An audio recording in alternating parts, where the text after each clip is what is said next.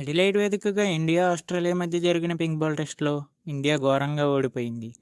నిజంగా Australia pink ball టెస్ట్స్లో ఎందుకు అంత డామినేషనో మళ్ళీ ఒకసారి ప్రూవ్ అయింది. అటు బ్యాటింగ్ చూసుకున్నా ఇటు బౌలింగ్ చూసుకున్నా టాప్ నాచ్ అసలు. ఇండియా చూసుకుంటే అన్ని డిపార్ట్మెంట్స్లో కూడా ఫెయిల్ అయింది. ఎనీవే మ్యాచ్ విషయానికి వస్తే ఇండియా టాస్ గెలిచి ఫస్ట్ బ్యాటింగ్ చేసింది. జైస్వాల్ ఇన్నింగ్స్ ఫస్ట్ బాల్కి స్టార్క్ బౌలింగ్లో ఎల్బీడబ్ల్యూగా వెనుదిరిగాడు. దెన్ కేఎల్ రాహుల్, శుభ్మన్ గిల్ మంచి పార్ట్నర్షిప్ బిల్డ్ చేశారు. ముఖ్యంగా గిల్ అయితే మంచి అటాకింగ్ బ్యాటింగ్ చేశాడు. అటు కేఎల్ రాహుల్ టైం తీసుకొని బ్యాటింగ్ చేశాడు.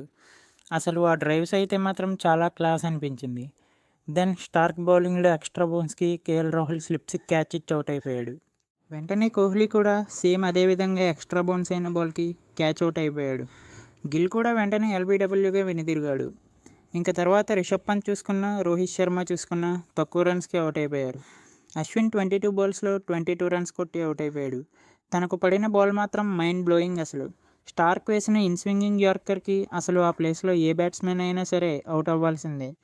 నితీష్ ఒక్కడే లోన్గా బ్యాటింగ్ చేసి 42 రన్స్ చేసి అవుట్ అయ్యాడు. ఇండియా టోటల్గా ఫస్ట్ ఇన్నింగ్స్లో 180 ఆకి ఆల్అవుట్ అయింది. ఇంకా ఆస్ట్రేలియా బౌలింగ్కి వస్తే మిచెల్ స్టార్క్ 5 ఫర్ తీశాడు.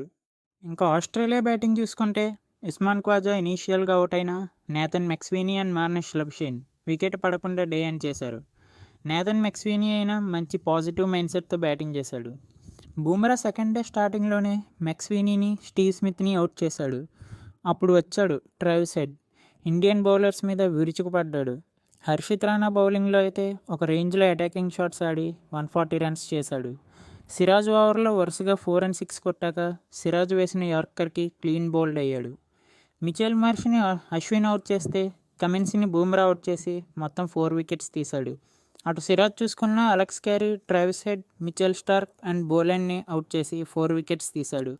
ఆస్ట్రేలియా టోటల్గా 337 రన్స్ చేయగా 157 లీడ్ తీసుకుంది. ఇండియా సెకండ్ ఇన్నింగ్స్లో బ్యాటింగ్కి వచ్చి స్టార్టింగ్లోనే కేఎల్ రాహుల్ వికెట్ కోల్పోయింది. అటు గిల్ చూసుకున్నా, జైస్వాల్ చూసుకున్నా, కోహ్లీ చూసుకున్నా తక్కువ స్కోర్కి వెంటనే అవుట్ అయిపోయారు. అటు కెప్టెన్ రోహిత్ శర్మ ఇంకొకసారి ఫెయిల్ అయ్యాడు. రిషబ్ పంత్ అండ్ నితీష్ రెడ్డి డేని ముగించారు. బట్ థర్డ్ డే ఫస్ట్ ఓవర్లోనే కెప్టెన్ ప్యాట్ కమిన్స్ రిషబ్ పంత్ని సెట్ చేసి అవుట్ చేశాడు. అండ్ దెన్ అశ్విన్ చూసుకున్నా, హర్షిత్ రాణా చూసుకున్నా షార్ట్ బాల్స్కి అవుట్ అయిపోయారు. ఆస్ట్రేలియా బౌలర్స్ అయితే మాత్రం సెకండ్ ఇన్నింగ్స్లో షార్ట్ బాల్స్ని చాలా బాగా యూజ్ చేశారు. ఈవెన్ సెకండ్ ఇన్నింగ్స్లో కూడా బాగా బ్యాటింగ్ చేసిన నితీష్ రెడ్డి కూడా షార్ట్ బాల్కి థర్డ్ మ్యాన్కి క్యాచ్ ఇచ్చి అవుట్ అయ్యాడు. సెకండ్ ఇన్నింగ్స్లో అయితే కెప్టెన్ ప్యాట్ కమిన్స్ 5 ఫర్ తీసి ఇండియా పతనాన్ని శాసించాడు. ఇంకా ఆస్ట్రేలియాకి లాస్ట్లో 19 పరుగులు అవసరం కాగా Usman Khawaja and Nathan McSweeney ఇద్దరూ కలిసి మ్యాచ్ని ఫినిష్ చేశారు. వన్స్ అగైన్ ఇండియా ఎడిలైడ్లో ఆస్ట్రేలియాతో పింక్ బాల్ టెస్ట్ మ్యాచ్ ఆడి ఓడిపోయింది. మనం ముందుగానే చెప్పుకున్నాం ఆస్ట్రేలియాకి పింక్ బాల్ టెస్ట్లో మంచి రికార్డు ఉంది, ఇండియాకి అంత ఈజీ కాదు అని.